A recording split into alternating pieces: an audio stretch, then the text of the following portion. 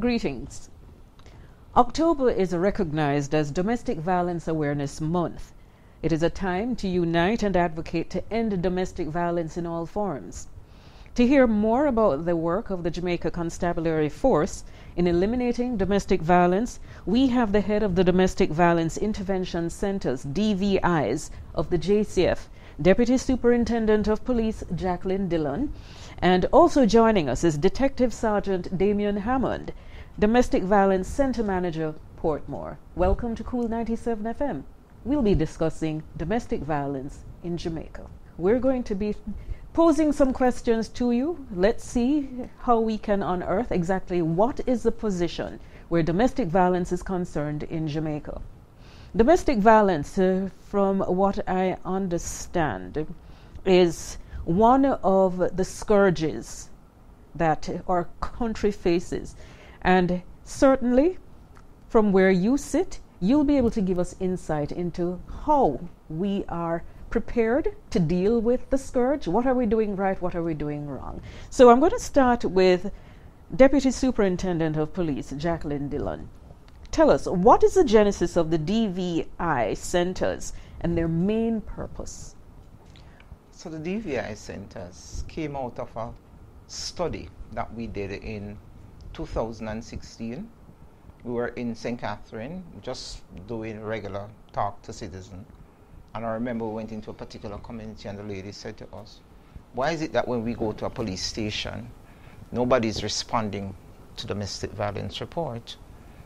And when we did that survey, we found that a number of persons had the same comment. They were experiencing the same thing.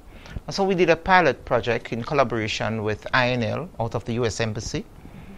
And the first domestic violence intervention center was set up at Constant Spring. Sorry, what is INL? The International Narcotics Law Enforcement Agency that operates out of the U.S. Embassy. So we did that study and we decided that, all right, since we were getting this verbal information, let us put it on paper and see how prevalent it was. And the first year, when we set up that center up at Constant Spring, that one center had over 3,000 persons reporting incidents of domestic violence directly to them.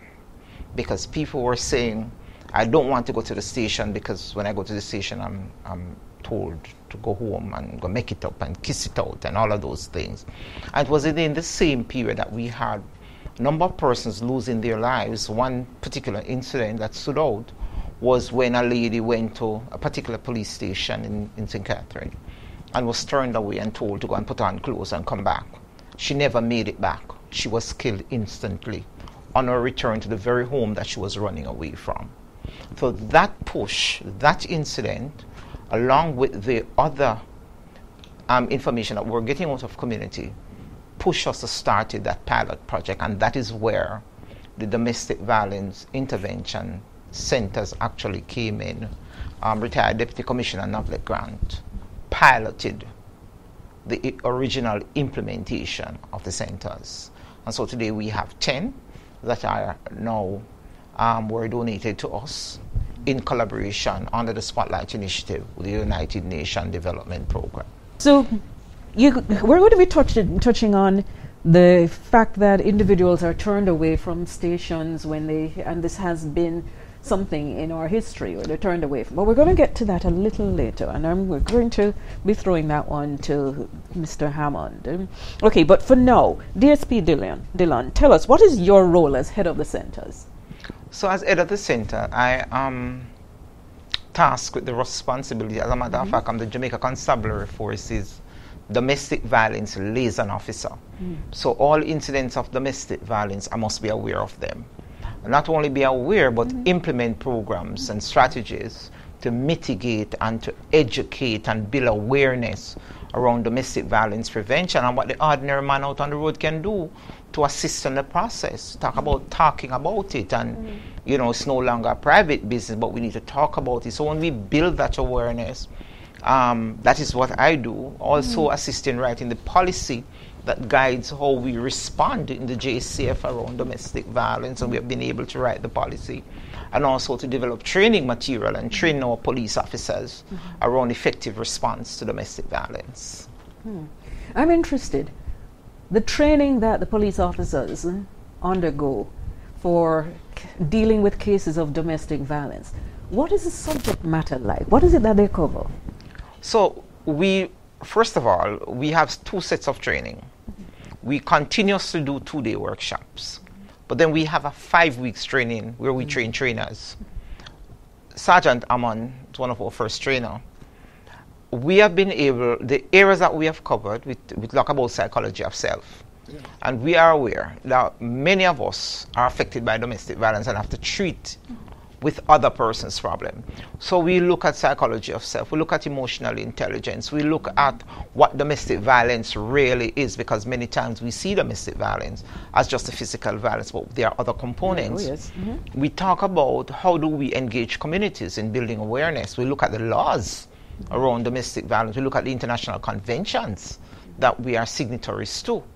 And so our training around domestic violence is not just law and police procedure, but we look at the psychological, emotional, we look at mental health issues. So we are able to take in other agencies to come and deal with. So when we are dealing with mental health issues, the Ministry of Health is a part of our training. When we are looking at shelters, we call in the Bureau of Gender Affairs. When we're looking at the law, we call in the DPP's office to come and talk to us about what we need to do. So that is what the training really entails. Okay, now how do the centers help victims of domestic violence? Is it that they report to the station, they file their complaint, which is outlined in perhaps one of those huge logbooks that you have, and then the police head out, go to the house, see what the situation was there? Is it that you help them to get into a facility where they can find safety and shelter until their situation can improve? How far do the police go in protecting the citizen?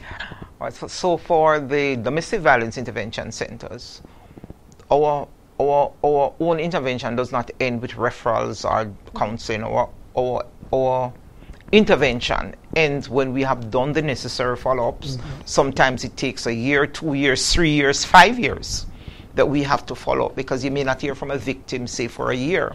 And then when you call here, say, oh, this happened again, and I didn't want to report it. So we do consistent follow-up. What will happen is that there's no hard and fast, and our policy says that a person can walk into a center without even going to the police station, because we are on the compound of police stations. So we don't mandate victims to go directly to a police station.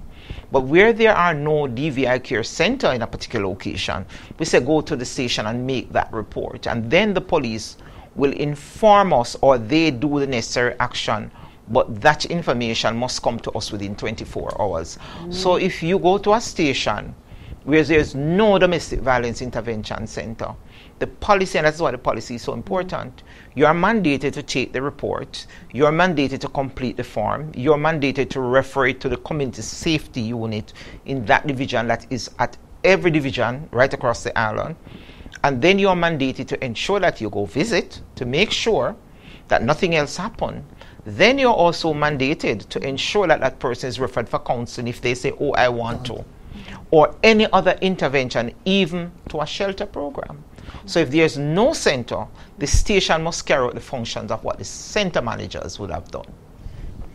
Out of curiosity, and I'm sure our listeners would be wondering about this as well. Follow through. So between the time of filing the complaint and it actually getting whether to court, what is the level of non-compliance in the sense that someone decides that, I can't be, this is too protracted, I can't bother to go through with this, I'm just going to just go home and just call it water under the bridge, we're just going to forget, to let bygones be bygones? What percentage would you estimate do not follow through? We have a number. So if you get 100 reports, I can tell you, you may have 30 who does not want to go, They don't want to do anything. What they want is for the police to do everything. So the police should go and make the report for you. The police should go get you a shelter. The police need to go to the court to get a court order for you. The police must do everything and then come back to you and say, oh, let me lift you up now and carry and put you over there. That's what we have. A lot of persons, especially in intimate partner relationships, where we have a number of violent incidents, many of the victims are more sympathetic to their abusers than to their own safety. They prefer to say, oh, this person is on a file and I don't want to mess it up. Or this person is going to get a job and I don't want to mess it up. Even when they come to you with the eyes bloody, the injuries all over the body, they tell you that they can't bother with the court system at too much work. And whilst I understand sometimes the system is frustrating, because it is sometimes. And that is why I'm happy that there is now an amendment going on where the law is concerned, because the law needs to have more teeth, right? We have increased the fines, we have increased the jail time, but we also need to make it mandatory, like some other countries do, where there is mandatory arrest, even if there is no other offense committed, especially when you have habitual offenders. Because when you talk about domestic violence, it's not a one-off incident. It starts with a little slap or a word here and there until it gets worse. And so our laws need to be tight enough that when domestic violence, because we have a number of murders out of domestic violence, when we look at our stats and look at the attributions, a number of our murders are out of domestic violence. Interpersonal conflicts within families, within relationship, are pushing up our murder figure so bad, and these murders are so gruesome.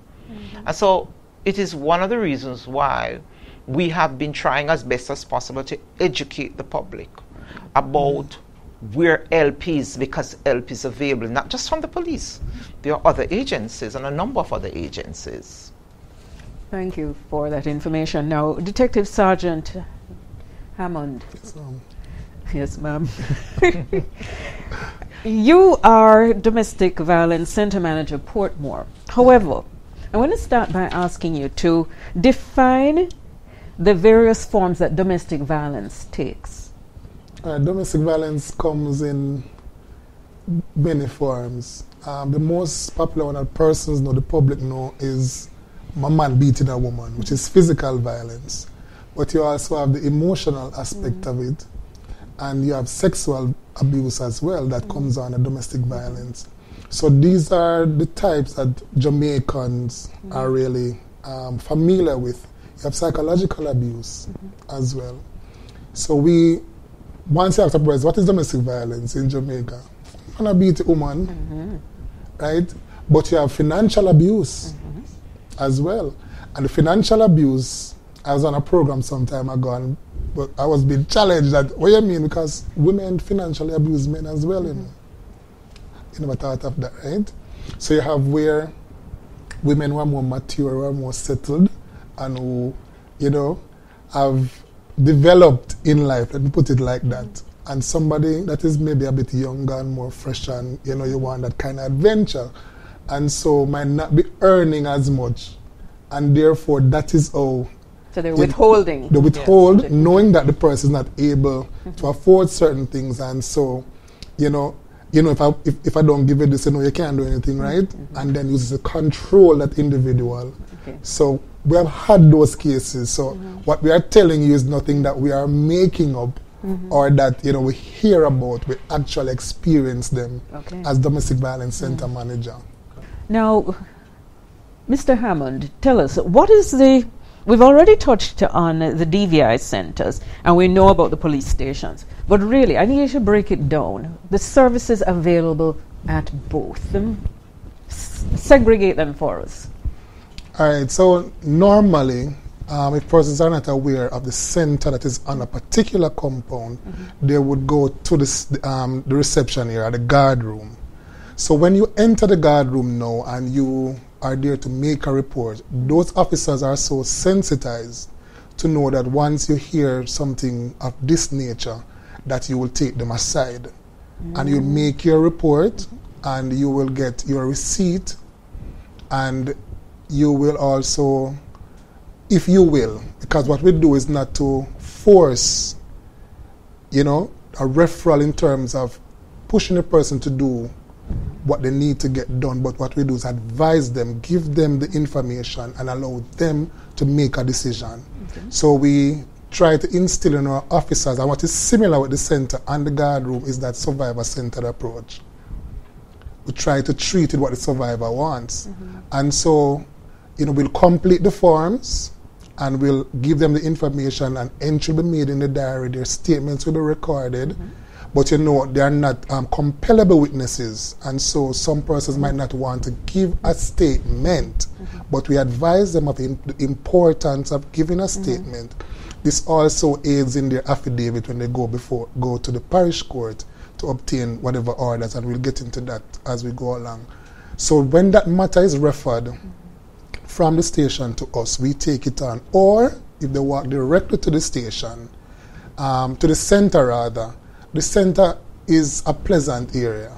Because when they come to Portmore, once they step in, just the ambience is just... It might not be a pretty and posh on the outside, but the environment was so created, or is so created for you to come in and share. And so when you come to the centers, we oftentimes, we sit and we listen. We take a report just the same. We give you a receipt just the same. We make an entry because we try to document, to your advantage, and that the process will be, advanced. Or it's supposed to be advanced. So we also offer at that stage an environment where you are free to say what you want to say. Nobody's there listening. Judging you. You feel it's a safe space, right? And so we give them that kind of environment, and we have our agencies at our fingertips that we can reach out to fit this particular need, because it's not one size fits all. Persons have varying needs, and we have to look at as well the equity versus equality side of things. So the center is a good place to come when you're having some challenges. Some people just want to come and, I'm experiencing this kind of thing, I just want to come and have a talk, and we give them the directions. During the COVID-19 pandemic, that was one of the downsides, in that the agencies that were in a position to help victims of domestic violence, they were not always available 24 hours a day. Another downside during COVID was the fact that the isolation, in that you didn't have free movement. Individuals had to remain in the same household with their abuser. Now, at all of these centers, do you have 24-hour coverage? And I'm also going to ask, how many centers, if you could repeat how many centers we have, and which parishes are left to be covered? All right, so as it is now, we do not open 24 hours. However, all our centers are equipped with cell phones. That's one of the beauty of it, is that we have mobile phones, and where the center is closed, and most centers close at 10 o'clock. After that, persons can call the number, or they go directly to the station. During COVID, we actually started with the additional 6 centers, November of 2021. So it's right in the height of COVID. It was during that time that we had a number of incidents, and we were still open, and where we were not able to see persons physically, persons would call us via phone. We go and we visit, because that is what we do. So we still do that, because we have to. There are some areas where people, say for example, Clarendon is all the way down in A's. We have persons all the way up in northern Clarendon who have issues. We have these persons who work with us as counselors. So there are some pastors, there are some justices of the peace that are directly in these communities. And we do that for a reason. The police is not able to go to Old Harbour as quickly as a justice of the peace who lives in Old Harbour we can call to say, look here, we have a domestic violence situation here. Go treat with it for us. But we do not just take any and anybody. These are persons who are volunteer. We have their record, they are assessed to ensure that they are suitable to treat with incidents of domestic violence. As it is now, we have 10 centers located in 8 parishes. Unfortunately for us, there are some parishes that we don't have a center. Since last year, we have found significant increases in domestic violence cases. Manchester is one such parish. The nearest center to Manchester is St. Elizabeth and Clarendon. Wow. And so we're trying to look at space because all our centers are located on compounds of police station for a reason, safety and security. We cannot guarantee safety and security external of that. Yes. And so it is strategic when we were looking at location for the centers that we say, okay, this is where we want the centers to be because you have 24-hour security if somebody needs to run. So there are 8 parishes. We do not have a center in Manchester. We do not have a center in Trelawney, and those are 2 of our most concerned parishes. We do not have a center in Portland. St. James and Hanover doesn't have either, and Hanover has begun to push up its head where domestic violence case, so does St. James. We do not have one. The one that is in Kingston is located at Matilda's Corner and Constant Spring. We'd want to get another center somewhere in downtown area because it's difficult sometimes for people to find fare to come all the way uptown. Yes. And so those are the areas that we do not have centers. And like I said, we have in 8 parishes. The other parishes, hopefully, we can get centers in them quickly. It's very costly to set up the centers, I can tell you. But the JCF is committed. I know that the High Command has looked at or is looking at ensuring that every new station that is built, there is a facility on those new stations to accommodate domestic violence and area for domestic violence to be treated with, because we have trained police officers in all divisions. And you know, it's interesting that you mentioned Ligony and Constant Spring for Kingston, and the hope is to establish a DVI center in downtown Kingston, because there's this misconception that domestic violence only happens to people below crossroads. So this, in effect, based on your choosing those 2 locales, tells you that domestic violence happens midtown and uptown. It is not only a downtown phenomenon. So that is important to underscore so that listeners don't just, we can dispel that thought that they might have that it doesn't happen up here, it's only down there. So thank you for mentioning the position of those 2 centers, and I wish them the best in setting up the one for downtown. Now, when we think of domestic violence, and we just have to admit that we're wrong in many instances, male victims of domestic violence, you know, you must just suck it up. And this, don't worry, I'm not asking you, I'm going to ask. We're going to ask Mr. Hammond, Detective Sergeant Damion Hammond, to address that one. Male victims of domestic violence and them being dealt with seriously due to the stigma. You mustn't cry, how you manage to make a woman beat you. True, it is not just the physical, but we've touched on the other forms of domestic violence. But from where you sit, and I don't know how many years you've been in the JCF, deal with it squarely. The male and domestic violence and reporting. Traditionally and historically, and how many of us were raised, as I said, to suck it up and be a man and deal with it. Whatever comes, you know, square up your shoulders and come forward. But a lot of men are experiencing domestic violence, and it is true to say that they are coming forward to report many of these cases because we are seeing them at the centers, and they are now realizing, and they have indicated that, you know, we never know we could have come and you know, say our part and report our thing, because we are ridiculed generally. And so that's why the DVI cares are so important, because as I talk about the safe spaces, so when they do come and they report the matters, they sit and they will tell you. And some men will say, part of the reason why I come as well is because when I battle up them thing here, and then you know what kind of, when I explode, and therefore they want to tread the right path. And they have been experiencing it. while in a lot of cases they might say that physically the man is stronger, but we talk about the emotional abuse, the psychological abuse. We talk about these things, and Jamaicans will say, woman more than strength. And some of the things that they will say to the men, we can't really, say it out or hear them on radio or television. But the men are now saying that, look, I'm coming forward and I'm sharing, because there is support for the men as well.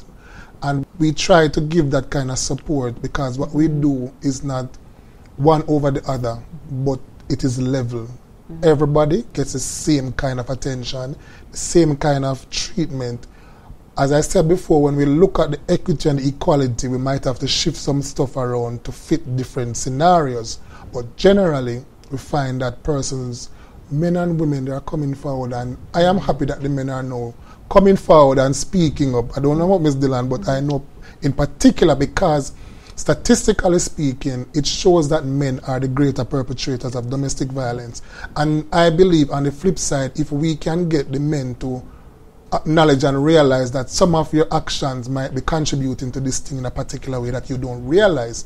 And so when we can get that kind of shift on that front, then we might have that tapering off and people understanding that, look here, there's a better way and we can choose a better way. Let's look at redress.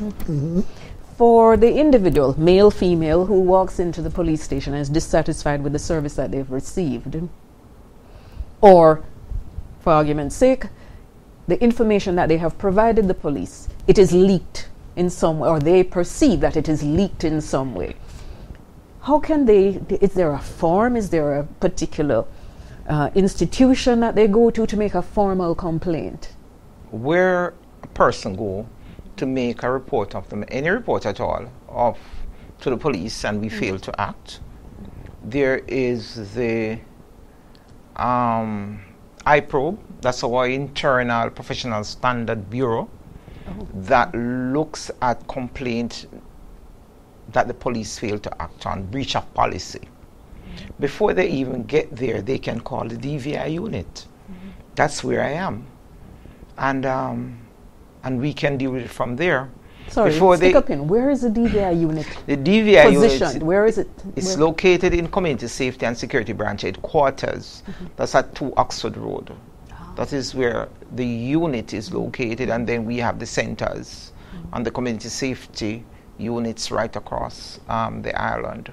So they can go to IPRO, that is situated at 34 Duke Street, downtown Kingston.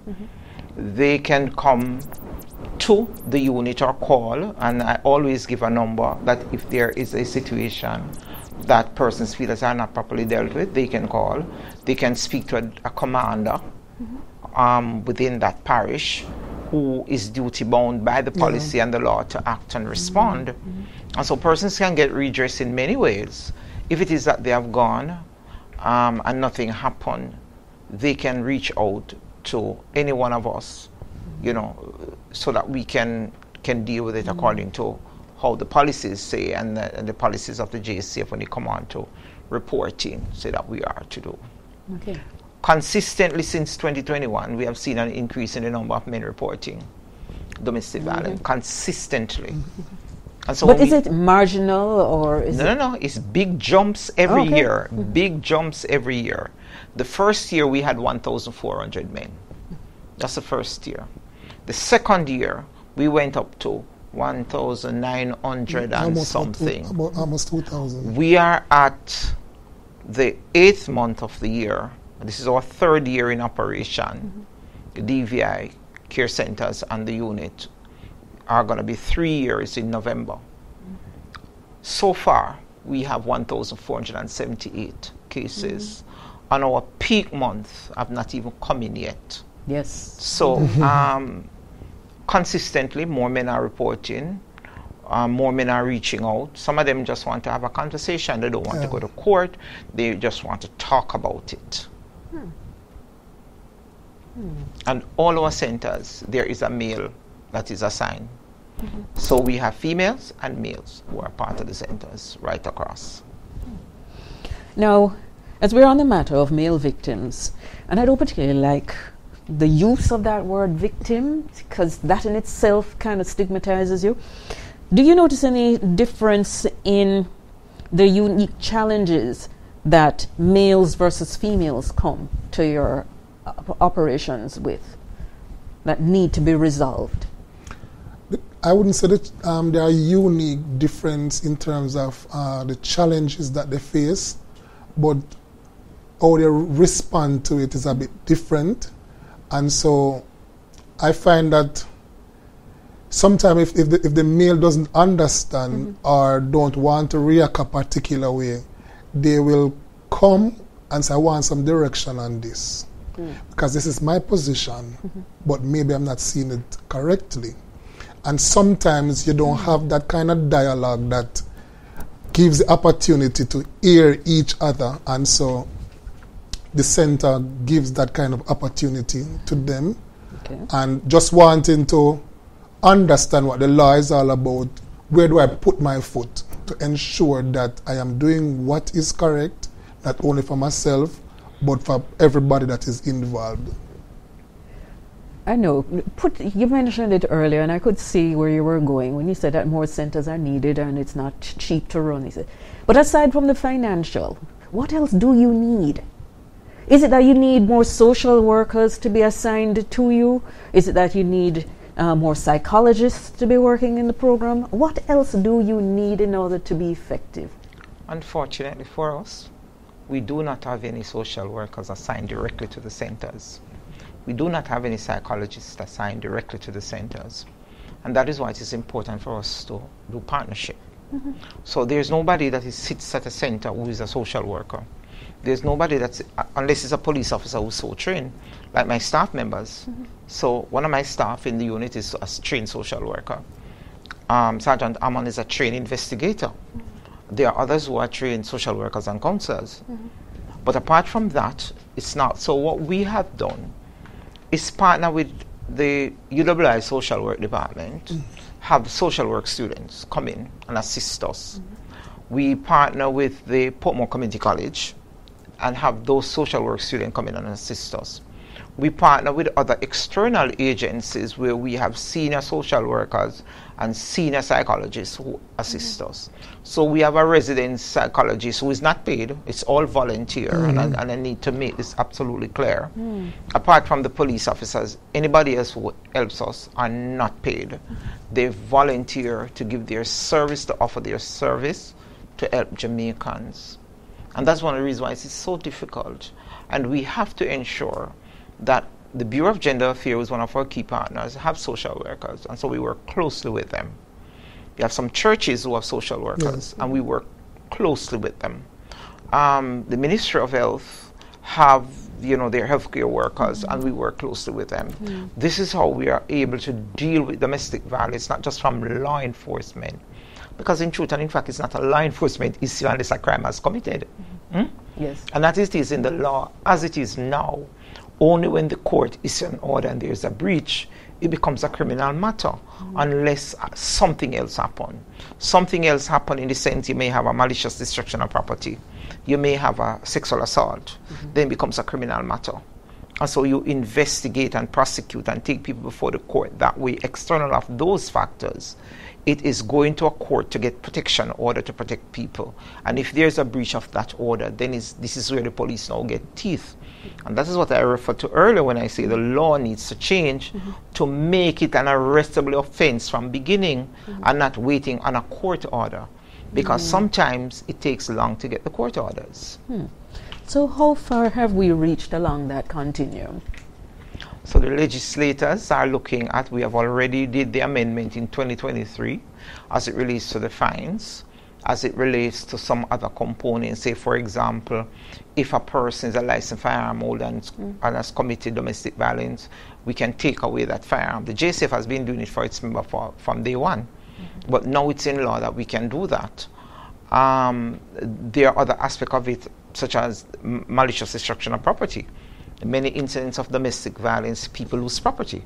And so the court now can mandate perpetrators to return property and to repair property and to replace property, or on top of telling them to leave a household. So there are a number of amendments that came on board. However, there is a review that is now in Parliament to completely review the Act. It's not yet completed, and I'm hoping that soon it will be completed, and there are some other components, because one of the things that pushes, we don't like to call people victims, but we say victims are people who don't really get help. After they have gotten help and move along, we call them survivors. But one of the things that pushes person not to want to report is the fact that they report to the police and they give a statement, then go to court, they have to give another one. They go over here, so they have to tell the story again, and sometimes people are fearful. How do we make the system more smooth that the victim does not have to go through reliving their ordeal over and over before they get redress? Yes, indeed. Okay, so we're discussing domestic violence in Jamaica, the reality of it. It is inescapable. We have to address it. So now, we've heard these stories. We've heard what needs to be done. Let's touch on some success stories. Now, who wants to take that one? Let us look at the success stories, positive outcomes from the center's work. Who the people have come back to you to tell you, thank you, you helped me, you helped my children. You've had them. Good. So now let's cover those. We have had a number of them. And even persons who are willing now to say, I will come and talk. I am now in that position. Testimonials. Testimonials. Good. I've had one person that shared on our JCF Now program that airs on a Thursday on another station. So I have had a male who had some issues and believed that he could not have gotten any help through the courts, and he got those kind of help that he needed. Persons who come and want, to share a note, to share a card, to say that thank you for what you have done. We have had many of those cases. So sometimes when we have programs, our persons would ask somebody to come forward. Once they take up the phone and call some of them, they are ready to go. So we have had those survivor stories, those persons who are now in a position where they are, they're standing tall and they are willing to speak up, and they have come through the system, and we help them to be strong enough where, look here, man, I can survive this thing. And some persons that will tell you that when they come to Portmore, they say, Mr. Hammond, rough. I have one lady who came back and said, she came and she said, but Mr. Hammond, rough. So I said, why you say Mr. Hammond, rough? Because, I don't want to do what I'm supposed to do. So she will come and she will sit every time, and I say, you have to make a decision, though. You have to think about yourself or your children. What is it that you want? And she finally did what she's supposed to do. And she came back and said, boy, if it's never for you. And I said, it's not really me. I was just a vessel encouraging you in your situation to stand up for yourself and to do what is right. And so, and what we try to do is not to tell them what to do, but to give them the information to say that here's your situation, there's two roads.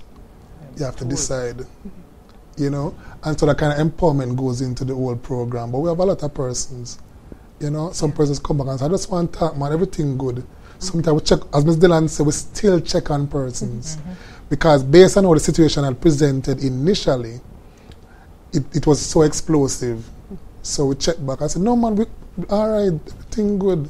What if I could come in to look for you? We have those kind of situations. So that's one way in which they're helping the JCF and its program in terms of addressing domestic violence in Jamaica, in that they're sharing their stories. Yes. So the testimonials come out. Is there any other way that the public can assist the JCF in widening the net, whether it is so that you get more DVI centers, is it other resources? How can Jamaica's well-thinking population get behind the JCF to address domestic violence once and for all? All right, so for me, one of the things that I ask the Jamaican public to do, the only way we can reduce domestic violence is through building an awareness. It's not about the money. It's not about the number of centers. Yes, the number of centers will help. But when we build awareness to say to people, listen, if you're in this situation, go talk to this person, talk to that person, go here so. This is where now we are empowering members of the public to assist us and rally behind us so that we can ensure that we reduce the number of domestic violence cases. Because sometimes we fool ourselves and think that like I said, domestic violence is not man and woman story. We have children in schools who are in relationships and they are in very dangerous relationships. So we need to get back to family and start to have these conversations. One of the things that the unit has been doing is going to churches. We have been engaged in the PTA. We go on the pulpit to talk to church members because I was pleasantly surprised. I don't know if it's pleasant. And I went to a church and spoke about domestic violence. And by the time I got outside, had a long line of people who were all in domestic violence situation and wanted help in the church. And so we have to continue to educate people in every nook and cranny. We have to be engaged in the media to say to the media, help us to get the word out there.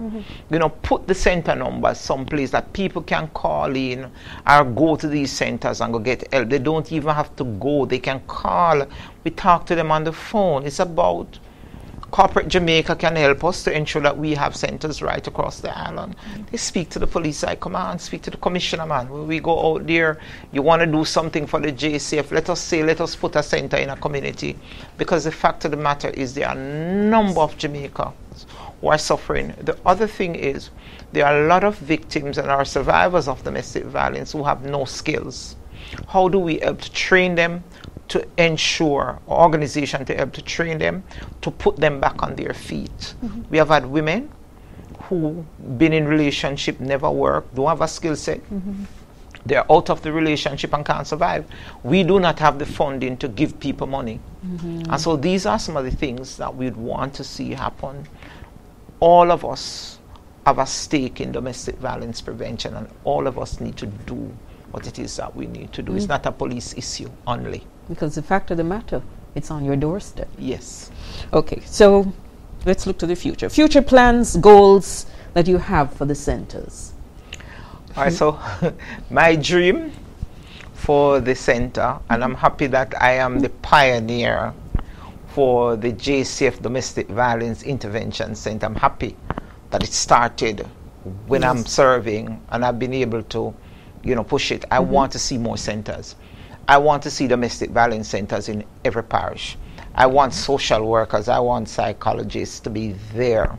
I want medical doctors to be a part of the system. I would love to see within the whole thing a one-stop shop. So when a victim comes, they are not sent all over. So you have the doctors. You have, just as Sissoko operate, you have all of this facility in one place so that persons can get help. My dream for domestic violence prevention in Jamaica is that everybody talking about it and everybody trying to ensure that at the end of the day, they all use the facilities that are available and we open our doors to helping people. It's all about caring and sharing and helping. So that's my dream. Dream big. I am. And let's hope Jamaica gets behind your dream to make it reality. So if you've been tuned in to our discussion here on Kool 97 FM, I want to thank you. And most of all, I'd like to thank my guests.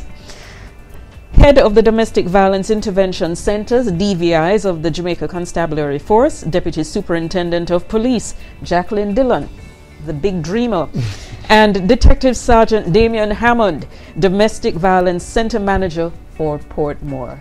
Thank you ever so much for sharing your knowledge, your experiences on the ground with Kool 97 FM and our listeners and our viewers. We're now on social media, so hey.